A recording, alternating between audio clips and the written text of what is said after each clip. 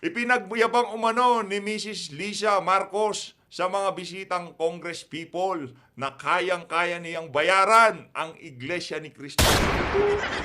Hindi nga, kaya mo? Ha? Hinay-hinay ho kayo sa pagbabanat nyo ng ganyan na First Lady Lisa Araneta Marcos. Hindi ho lahat ng bagay mabibili ng pera. In the General Appropriations Bill, or the GAB, increased the budget to 313.263 billion, Pambihira talaga. or an addition of 83.477 billion over the executive's proposal in the NEP. Yan ho ang bibigyan natin ng reaksyon dito sa video na to. Pambihira ho talaga tong mga crocodile dyan sa House of Representatives. Napakalaki naman ho ng ipinatong sa budget ng DSWD para sa taong 2025. Nagkakalaglagan na ho mga kababayan. Pero bago ho lahat ng yan, alam nyo naman ho dito sa PH Update, no? Isang like at isang subscribe, at malapit na rin lang naman ho ang Pasko. Pakishare nyo na rin ho ating video. Ayun na nga mga kababayan, umpisahan na ho natin to. Gusto ho muna nating batiin. Mag mega love shoutout ho muna tayo dito sa mga nagpakulay sa mga nakalipas na video natin. Natambakan na naman ho tayo. Hindi ho natin pwedeng hindi i-shoutout ngayon itong mga kababayan natin na to dahil todo effort ho ang ginagawa nilang pagsuporta sa ating mga ginagawang reaction video. Palakpakan ho natin etong si Rosemary Sarino, maraming salamat ho. Mega love shoutout, Ma'am Rosemary. Mega love shoutout din ho dito kay Ma'am Connie Rasos. Ma'am Connie, kumusta ho kayo dyan sa UK? Mega love shoutout. Ganda talaga ng ngiti nitong si Ma'am Connie. Oo. Mega love shoutout. Mega love shoutout din ho dito kay Noriuna Ekada. Maraming salamat ho. Mega love shoutout. Salamat ho diyan sa 500 yen. Ingat ho kayo dyan sa Japan. Mega love shoutout din ho dito kay Lady Chams. Maraming salamat ho. Maraming salamat. Mega love shoutout. Dalawang magkasunod dyan, ha. Mega love shoutout ho, madam. Baka kala niya hindi pumasok yung una. Dalawa ho. Mega love shoutout, Ma'am Chams. Thank you po. Sa pagsuporta sa PH Update. Eto, dito kay Sir Renato Ramones, maraming salamat ho. Sir Renato Ramones, thanks. Mega love shoutout. At dito ako nagulat, meron ho palang nanonood na abogado sa atin. Itong si Attorney Dominic. Attorney, mega love shoutout. Palakpakan natin itong si Attorney. Attorney kung sakaling nagka-problema ako Alam mo na, pinag-iinitan mga vlogger ngayon. Baka pwede mo akong i-pro bono dyan. Attorney! Maraming salamat, Attorney. Salamat ho sa 250 pesos rin. Napakalaking bagay ho niyan, no? Para sa paggaganda pa ng mga ano natin. Pero Attorney, walang biro yun, Nandyan lang email ko. Hindi ko alam email ko. Mega love shoutout din ho dito kay Kid Lilbit, Sir Kid, maraming salamat ho dyan sa $10. Mega love shoutout. Yan ho talagang si Tamba. Siya ho si Hoods. Mega love shoutout din ho dito kay Ma'am Shirley Daco. Maraming salamat ho dyan sa 15 Australian. Grabe naman ho yan. Napakalaki naman yan. Palakpakan ho natin ang shop messages. Maraming salamat. Mega love shoutout din ho dito kay DDS Pinoy ako. Uy, DDS Pinoy ako. Kumusta? Thank you Maraming salamat. Sobrang na-appreciate ko yung lagi kang first sa pagko-comment sa mga video natin. Maraming salamat. Mega love shoutout. Nababasa ko yung mga comment mo. Lahat to ng comment nyo binabasa ko. Maraming salamat to. At dito kay Yaguchi Aika. Naku, itong si Ma'am Yaguchi nabuhay Thank you sa 800 yen. Ingat to kayo dyan sa Japan. Grabe naman tong si Ma'am Yaguchi. Napakaganda, parang prinsesa. Puntahan nyo, napakaganda nitong si Ma'am Yaguchi. Mega love shoutout din ho dito kay Ma'am Dolly Abelia. Maraming salamat ho sa pagsuporta. Mega love shoutout. Salamat ho sa $5. Thank you. Mega love shoutout din ho dito kay Astrid Elia. Maraming salamat ho sa 10 Hong Kong dollars. Mega love shoutout. At dito, ito special mention to nakadalawa na ho ito Itong si Ma'am Connie Moratin, birthday daw ho niya. Pabati naman ako bukas, idol. It's my birthday. Happy birthday. Palakpakan natin itong si Ma'am Connie. Ayun na nga mga kababayan. Tapos na ho tayo sa ating mega love shoutout, pero sana naman, no, magpapasko na, baka naman. Isang like at isang subscribe lang, napakabilis lang yan ho. Isang pindot, iikot, o pindot, ikot. Ganun lang ho yan mga kababayan. Dito sa bahagi ng video natin na to, pag-usapan ho muna natin. Actually, natalakay na natin kanina to, pero hindi ho natin nababaran ng maayos. Marami pa ho tayong gustong sabihin dito sa isiniwalat na to ni Sir Jason sa Boss J. Kumusta na, Boss J? Mega love shoutout. Kalat na ngayon sa ginanap na Malacanang Fellowship. Ipinagyabang umano ni Mrs. Lisa Marcos sa mga bisitang Congress people na kayang-kaya niyang bayaran ang Iglesia ni Cristo. Naku po, hindi nga kaya mo. Kapal naman ang mukha mo, INC, para wag ituloy ang nakatakdang rally versus impeachment. Naku po. Lugar na hindi magalit ang ating mga INC na kababayan diyan sa mga kayabangan ng First Lady na to, baka imbis na impeachment lang ang kontrahin nitong mga kababayan nating INC, baka madagdagan yan. Hinay-hinay ho kayo sa pagbabanat nyo ng ganyan na First Lady Lisa Araneta Marcos. Hindi ho lahat ng bagay mabibili ng pera. Okay? Marami hong bagay sa mundo na to na hindi kayang bilhin ng pera nyo. Kung yung mga congressman at yung ibang mga senador kaya nyong tapalan ng milyon, bilyon yung kanilang mga bibig, mata, tenga, meron hong mga organisasyon, mga religious group na kahit gaano pa karami ang pera nyo, hindi nyo ho sila mabibili. At naniniwala ho tayo mga kababayan na ang Iglesia ni Cristo isa sa mga organisasyon o religious group na hindi kayang bilhin ng pera ni Lisa Araneta Marcos. Kung sakaling totoo man niyang post na yan, itong si Sir Jason sa, di umano. Nagtatanong itong si Sir Jason sa dito. Pero tayo ngayon pa lang, sinasabi na natin ang ating mga punto de vista na kung sakaling totoo man yan, malabo pa ho yan sa sabaw ng pusit. Hindi nyo ho kayang bayaran yan. Gaano ho ba karami ang pera nyo? First Lady Lisa Araneta Marcos. Hindi yung pera ng taong bayan kasi alam ko naman kung ano, saan nyo kukunin ang pambabayad Di ba? Alam naman ho natin, yung pera nyo, gaano ho ba karami? Gaano ho ba karami ang pera ng mga Araneta pag samasamahin natin? Ng mga Marcos, marami, may mga frozen asset yan, di ba? Pero ang sigurado dito, itong linabas na to, itong mga kumakalat na di umanong bali-balita na pinagyayabang nitong palaka na to sa mga naging bisita dyan sa Malacanang, dyan sa Malacanang Fellowship, na kaya daw ho niyang bilhin. Di umano ang iglesia para wag nang ituloy yung nakatakdang rally versus impeachment. Asa pa ho kayo, madam?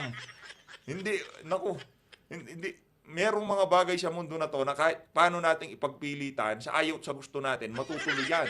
Kagaya ng araw ng bukas, kahit ayaw nating dumating ang araw ng bukas, ayaw sa gusto natin, darating yan. Yung 2028, sa ayaw sa gusto nyo, kahit na magbangag kayo, ubusin nyo lahat ng pulburin sa Malacanang, sa ayaw sa gusto nyo, sa 2028, bababa kayo. Yun ang realidad na dapat nyong yakapin dyan sa Malacanang.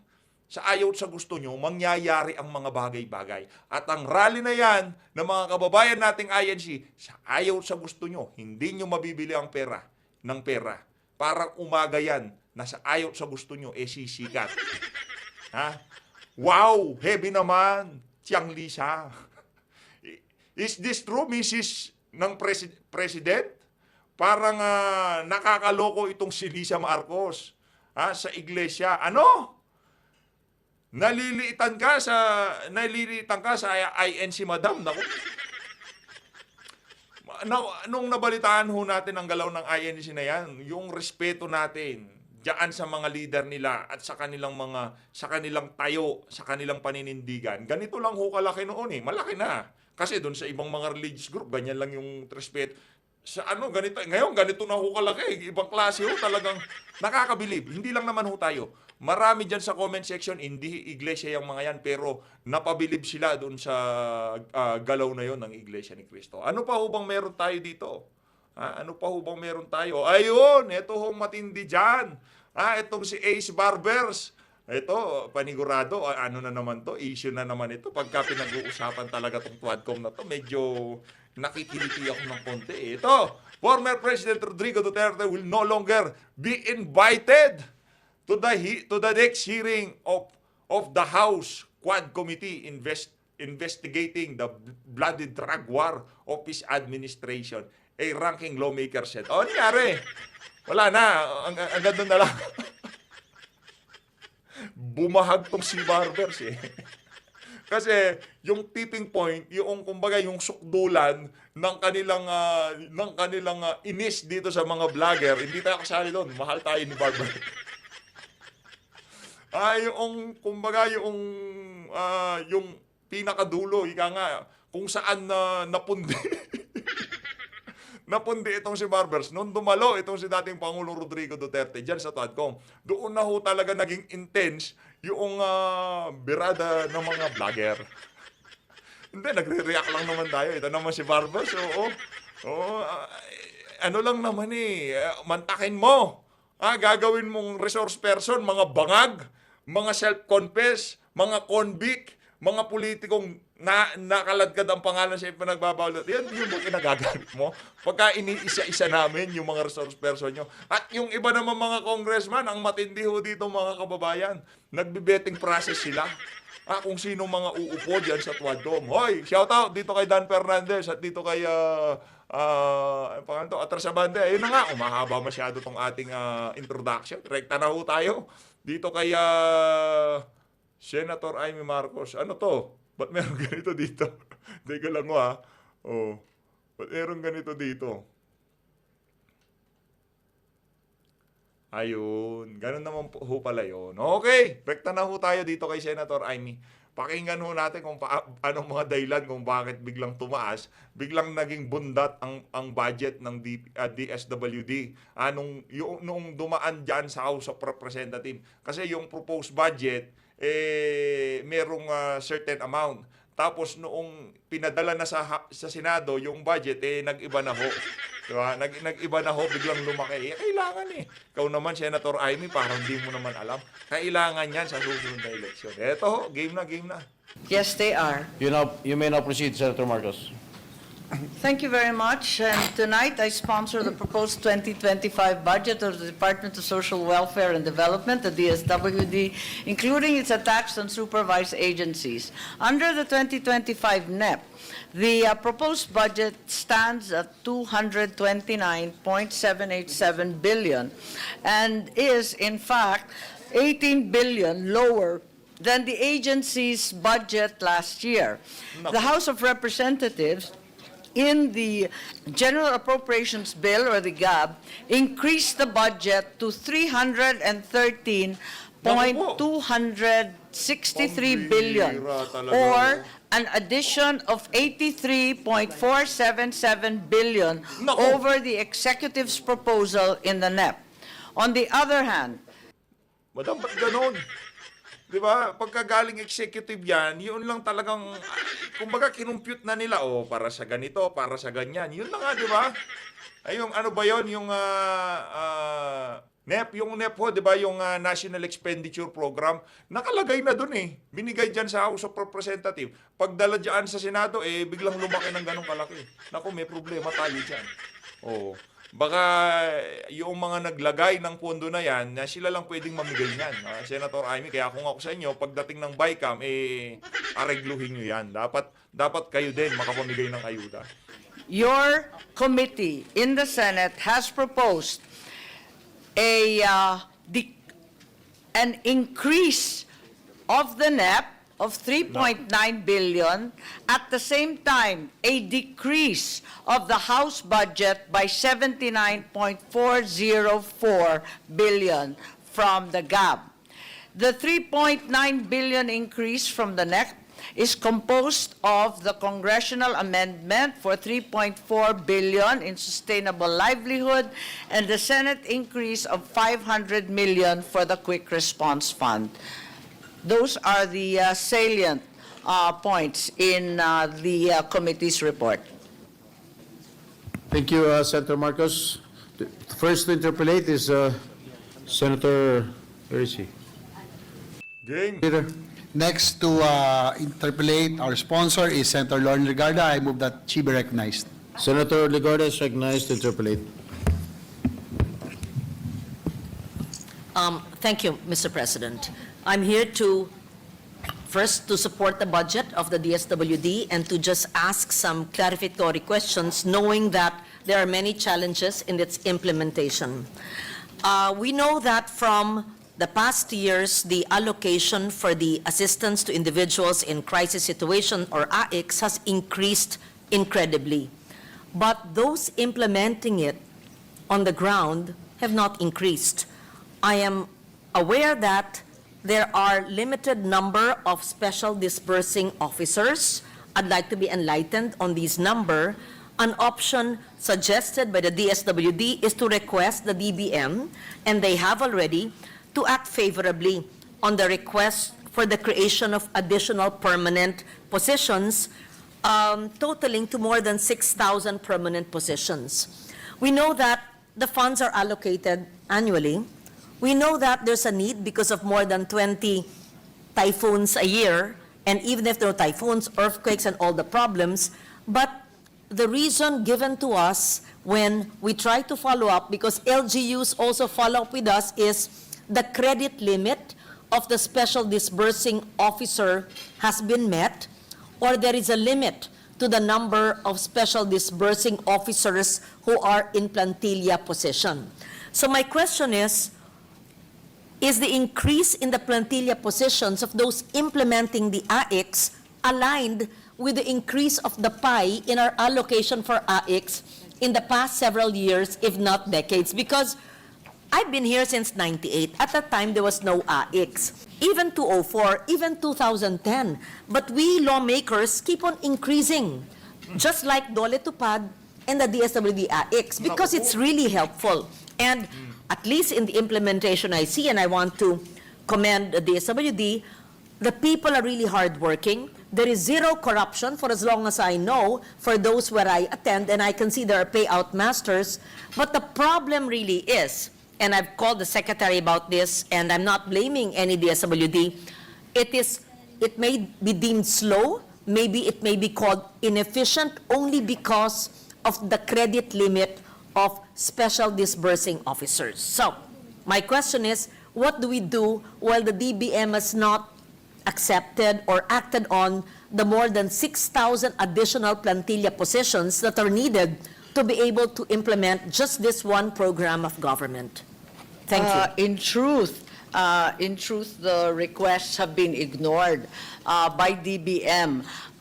Ever since 2022, the permanent positions in DSWD have remained stagnant until today at about 3,300, 3,400 permanent positions. Sa social worker pa lamang, maraming nakatenga na 6,000 halos. Social worker na yan, hindi pa rin permanente. Ang ating DSWD, siguro isa sa pinakamataas na naglalabag sa ENDO, nasa 44%, 18,205 today are contractual, 71 are casual, 18,412 are job order lang. At sila ang disbursing officer, hawak-hawak ang cash at hindi mabigyan ng mas mataas na credit limit. Kaya ito talaga ang malaking problema. Ang dami-dami natin tinatambak na trabaho pero hindi naman natin binibigyan ng sapat na kontrata, wala namang sweldo na maaasahan at wala man lang kasunduan sa DSWD. Yes. May I know what is the credit limit of one special disbursing Depende. officer? Depende What is kasi. the maximum credit limit? 100 million para sa pinakamataas na salary grade, USEC ba yan?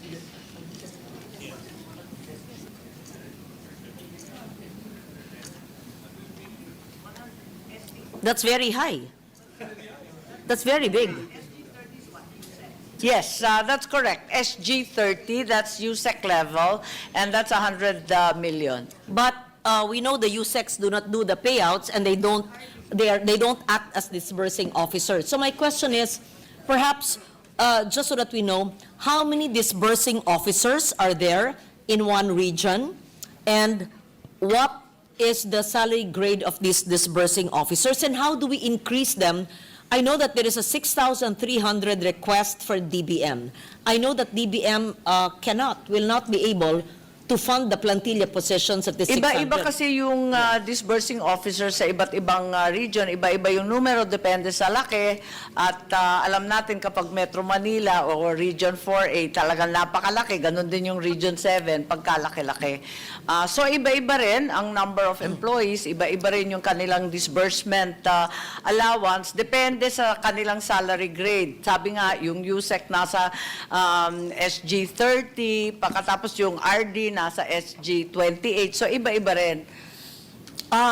Realizing that DBM will not be able to give the more than 6,000 plantilla positions, how will we be able to effectively and efficiently implement the big AIC spy that the Senate, Congress is giving the DSWD, given the same problem that exists now, that there's a credit limit for the limited number of personnel?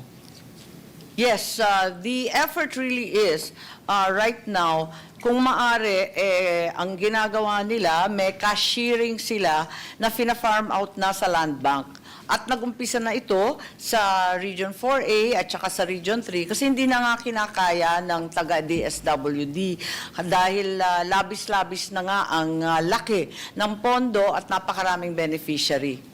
I believe this is a similar problem with TUPAD as well, where there's also a limitation Pero on the ang number tupad of ang personnel. liit-liit lang kung ihahambing Compared sa to the AICs. linalabas nila kasi meron silang QRF sa disaster, madali ang pa yun. May AICs, may AKAP, may sangkatutak na programa sa DSWD. AKAP is a new program, yes. Yung SOCPEN, napakalaki nun, yung social pension sa ating mga senior citizen I'll get to that. I'm glad Ang that's laki-laki na talaga ng Yes. programa ng DSWD, pero halos nakapako ang empleyado na permanente sa bilang ng 3,400. Okay. With the permission of the good Senator Legarda, just one question. May I know who distributes the AKAP? Ang DSWD ang siyang nagdi-distribute ng AKAP. Personally? Hindi na, nabasa ko na. Pareho rin lang ng iba't ibang programa kapag may listahan, susundan nila katulad ng SLP, ng AICS at iba't iba pa. Who goes to the venue? Because no senators go to the venue. Ang atin mga social worker at yung mga empleyado ng DSWD na mga paymaster. Who else? Maraming sumasama na politiko, nakikita naman po natin. Okay. Nahiya ka pa, Senator Amy. Dapat sabi mo yung mga counterpart natin sa House of Representatives. Sila madalas kasama. Pati ako, nahiya ka pa. Thank you for your answer, Senator Marcos. Would you like a more specific answer to that? Yeah. If Okay. you may. If you wish to do so. AKAP is a new initiative, yes. You mentioned about what are the programs, just so that it's on the record, what are the programs of the DSWD? I am familiar with the AICS, which has AICS for scholarships, for burial assistance, for livelihood assistance, financial assistance during disasters. And we have the Sustainable Livelihood Program. May I clarify, can the AICS be used for partially damaged and totally damaged homes? Because I tried to look at the programs of the DSWD. Yes, or even certainly. should. The It AICS can be used. utilized for disasters. So victims of disasters can also access AICS and use it for food, for medicine, for educational assistance, and also for houses. Although the previous program for partially and totally damaged houses is now under NHA. I know that even referring to victims of Typhoon Christine, there's really difficulty, hirap na hirap ang mga nasalanta na walang yero, walang bubong. Cash assistance ang binibigay. Oo, hindi Pero nila alam saan ang lalapit. tagal-tagal Ang Okay, tagal-tagal sinabi na talaga. nyo, sinagot na nyo yung tanong ko, ano pong ahensya ng gobyerno ang pinaka-mabilis na lapitan sa mga nasalanta na walang bubong, nabutas ang bubong, o nawala ng bahay? Sa akin po tinatanong kung NHA ba, Shelter Assistance and Should, pero hindi rin, LGSF ba, pero mabagal rin yon, o DSWD. Saan ho sila Palagay ko, hihingi ng pangbili ng yero? Sa hunot dulo, DSWD pa rin ang pinakamabilis. Sa bagal natin, mas mabilis pa rin. Kasi kung mag-iintay ka dyan sa NHA, hahanapin pa nila ng pera. Pagkatapos kung yung NDRRMC, nagbibiroan kami, tapos na yung emergency, nag-aaral pa lang sila. So, sasagutin ko, DSWD pa rin eh. Okay. From the time that when Christine happened 2 weeks ago, up to now, to 2 weeks, ganong kabilis po kung ang mga barangay ay nagbigay na po ng listahan ng nasalanta, partially damaged and damaged, what's the fastest time that we are able to provide housing assistance? And what is the maximum amount? Well, kapag kumpleto at buo yung listahan ng mga opisyal at na-verify ng mga lokal na mga social welfare, sa loob ng 1 linggo na bayaran sa Bicol yung mga nasalanta ng Typhoon Christine at nabigyan ng 10,000 kada isa. Sana ganun. Alam natin, at least in Region 4A At least sa and 6. Kamsur yun. Okay. Nagawa kagad. So, ang 1 linggo ay dapat batayan natin sa ating mga regional offices at provincial offices sa panahon na nabigyan na ng kompletong listahan. So, I'm putting it on record, it should be 7 days from the time that the complete lists are given, if the funds are available, because we have allocated it through amendments in an increased budget, and as long as the information is accurate and complete. So 7 days. Because in my experience, perhaps 1 month, 2 months, and when I call SecRex, he's been very helpful. I know that the reason would be there's a lack of plantilla positions for the credit limit of the SDOs. So, right? So that it goes Tama back po. to the Talagang lack kinakapos ng tauhan. kinakapos ng tauhan. Which brings me to the same question of my first question na, paano natin gagawin? Amend tayo ng amend na lumalaki ang budget, pero yung tauhan na mag-i-implement. So, does this lead to an unobligated... Dahil nga sa kawalan ng sagot mula sa DBM tungkol sa karagdagang mga regular items, napilitan na nga yung DSWD na mag-farm out nitong cashiering. Para yung cashiering sa land bank na lamang. Para sang-ayon na yung land bank, meron na silang MOA. Yes. At sana mapabilis at yung mga tauhan ng DSWD, hindi naman mapinsala sa daan o mahirapan o matagalan sa pagbabayad. So, I think that's a good idea to have a MOA with land bank. And so, Nag-umpisa na sa 4A and Region 3. I'm sorry? Nag-umpisa na sa 4A and so Region 3. ang land bank ay Sila na yung kasama payout. Sila ang mag-payout. Oo. The land bank payout masters will go to the barangays and the LGUs. Hindi po pupunta ang mga benepisyaryo ng AIC sa mga land bank branches. Right? Sila ang pupunta. Oo, lalabas sila sa bangko Yes. at sila na mismo ang cashiering Okay. pagkat nga napaka-content ng tao ng DSWD. Okay. I think that's a good innovation of the good secretary, and I hope we see that this will happen in the next few months. We can see that on the next few weeks, lalo magpapasko, na marami yan nangangailangan na naman at saka ang daming bagyo, sunod-sunod. Alam natin din, Meron rin tayong USSC na Western Union, ang partner na land bank, na sana sa kinabukasan, sa mga susunod na buwan, kung maaari yung digital payments. Pero ang problema lagi dyan, yung payment portal, naniningil. Nagbabawas ng 50 pesos o 30 pesos, talagang ayaw na may awas, ayaw ng mga beneficiary. So dapat, sinabi ko nga sa DSWD, yung digital payout, mangyayari lang yan kung tayo, ang pamahalaan, ang magbabayad sa ating mga payment pwede yan portal. kung dagdagan natin ang pondo para tayo, pamahalaan, ang magabayad doon. And if it will make it more efficient, I would support that amendment. Grabe ang bilis ho nilang magdesisyon pagka pera ng sambayanan, okay? Tayo na lang magbayad niyan. Walang problema dyan. Pamigay natin yung ayuda, tapos yung pagpapadalhan ng mga ayuda, kung ano mga, ano yan, dyan sa GCash o kung ano mga digital wallet yan, tayo na magbayad. Gobyerno na, walang problema yan.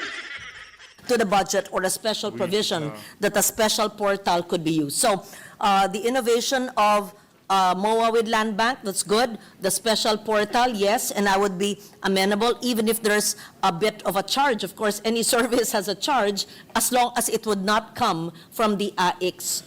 What is the deadline, if any, of AIX? Because in past years, I would hear that there are deadlines because the liquidation, COA, etc. But we know that the needs of the people are even greater during the end of the year and Ang beginning labing- of the year. Ang laging sinasabi ng lahat, ahensya naman yata, katulad ng DSWD, November 30 ang binibigay na date para makapagsara sila ng libro at mahabol yung December 31.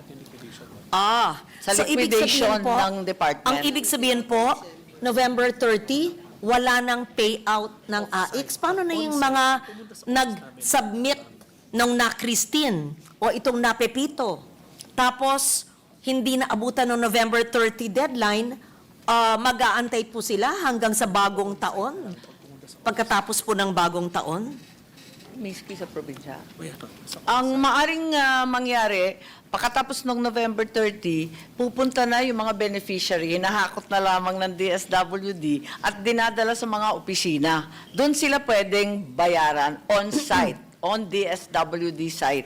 Pero hindi lalabas yung DSWD kasi sabi nila, talagang mahihirapan sila mag-liquidate ng kanilang mga payout Yes. at hindi mahahabol ang deadline sa Okay. katapusan. Naiintindihan natin ang tungkulin ng DSWD na mag-comply sa government rules and regulations. Naintindihan natin sa nakaraang taon ay palaging may deadline na November 30, kaya I wanted to put in record because LGUs don't know this. People in need in the barangays don't know this. And we know that there will be more intense typhoons in the coming weeks. And then we look at the SWD and we cannot pay AIX. It's hard to explain to a person or families in need, sorry po, nagli-liquidate ngayon sa opisina. Mahirap pong tanggapin yan, lalong magpapasko. So, it would be a good suggestion to include maybe on the social media pages of DSWD, where are the DSWD offices, where those who have completed the requirements for submissions of names of beneficiaries nationwide. In short, the cash is available. It's just the process of government. And they can do the payouts in the various DSWD office in the following addresses, right? That would be very helpful if that is how I understand it to be. Hindi po nauubos ang pera, may proseso, iba lang ang lokasyon, hindi na po sa LGU. Tama ba po?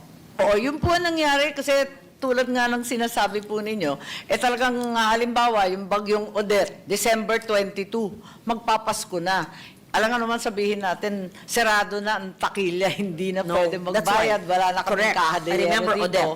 Yung Odette, di ba, bago magpasko, talagang tumama ng matindi sa Southern Leyte, Yes. sa Biliran, at alam ko na yung DSWD napunta pa rin, pero dun nga sa opisina kapag cash. Pero yung tumutulong pa rin sila sa mga prepositioned food at iba't iba pang gamit, yes. yung hygiene kits at iba't iba Ang pa. preposition food items, including hygiene kits, ay nandyan po. Kasi Hindi po naka-preposition titigil na yan. siya. Oo, kasi na-purchase na yan, kasama na yan sa liquidation, naka-preposition, maski Desyembre. Pero yung pag-payout po ng mga financial assistance ay magpapatuloy basta sa lokasyon ng opisina ng DSWD. At Tama. sila naman po ay situated sa lahat ng probinsya, lahat ng syudad. Ito po, meron pong mga SWAD, Social Welfare Officers, sa kada LGU.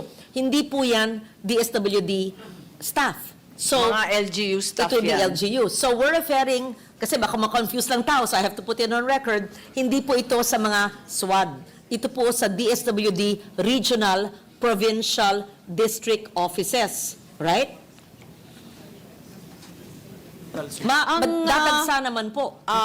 Just to clarify, yung SWAD, DSWD, yung munisipyo, LSWDO, Okay. Municipal Social Welfare. Very- Oo, thank you local for that. yun. So, dalawa yun. Yung SWAD is DSWD. Okay, so when you say that they may go to the office of the DSWD, does that mean that every LGU, ang SWAD po, ay maaring mag-pay out after November 30? Or are you only referring to regional and provincial offices of DSWD? Para po maliwanag. Oo, yung SWAD nagpe-pay out sa iba't ibang opisina ng syudad, ng munisipyo, ng Yes. probinsya. Yes. Yun ang DSWD office. Pero yung sa munisipyo, yung MWSS at saka yung iba pang mga They're empleyado ng LGU LGU, employees. hindi kakayanin mag-pay out. Kung ano lang nakapreposition na pagkain at saka pinaghanda ng mga hygiene kit, yun lang ang hawak ng LGU, yun lang ang mabibigay. And so, it's just important that the public knows where to go. The LGU social welfare officers are not authorized because they're not the SWD, but the SWAD offices maybe not. So probably you're referring to the regional and provincial DSWD offices who can directly administer the payouts for those who did not receive until November 30. Is that Tama. correct? Tama. Okay, clear. Tama po, kaya magandang i-publicize nila ng todo, Yung maliban location. pa sa website at saka ma-inform yung tao. Kasi kung minsan nga pinapagalitan yung mga lokal, wala namang hawak yung lokal na mga Exactly. AIC sa tulong. So, importanteng nalalaman natin yung diferensya, yung mga lokal na social worker at saka yung SWAT at saka anong office ng DSWD ang otorisado na mag-payout. Kasi nakikita natin, kaya nga na nangyari, sabi nyo sa Odette, hindi pwedeng, sarado ang DSWD kasi nag-liquidate kami. Hindi natin pwede sabihin yan sa mga biktima ng disaster. Ngayon, sa pagpirma ng budget ng Desyembre, alam natin wala pang pondo ang gobyerno dahil ang tax filing at paying season ay Abril. Tayo ba'y makakaasa na may pondo po ang DSWD? Of course, number one, yung galing po sa previous year. May carry over yan. Maliban dyan, saan po kukuha sa napakaraming pangangailangan sa Enero, Pebrero, Marso? Ang problema, talagang fully disbursed na. Ang QRF, DRRP, ang AIX, all out na yata ang DSWD sa dinami-dami ng ating bagyo, namumroblema nga tayo kasi parati taon-taon ang binibigay lang natin sa QRF nasa 1.250. Dinadagdagan pa nga ng Senado ng additional 500 million, pero umaabot na sa taong ito pa lamang, umabot na ng 9.625 billion. And 93.51% disbursed na. Kaya Wala nang carry over po sa wala Enero. na po i-carry over, Paano po baka hindi natin? pa abutin ng katapusan. Paano po natin bibigyan ng... Paano ba naman ho kasi? Yang si Tambaluslos, wala namang wala namang kalamidad, wala namang kung ano. Pag natripan ho niyang mamigay ng 1 bilyon, 1 bilyon, 3 bilyon, 3 bilyon. pansin at tulong ang Ayun na nga mga kababayan, dito na ho natatapusin ang ating reaction video. Maraming salamat to sa pag-support sa PH Update. Kung umabot ho kayo sa bahagi ng video natin na to at di pa kayo nakasubscribe, pero malamang sa malamang nakasubscribe na ho kayo kung umabot ho kayo sa bahagi ng video natin na to. Maraming salamat, mag-ingat ho kayo lahat. Mahal natin ng Pilipinas.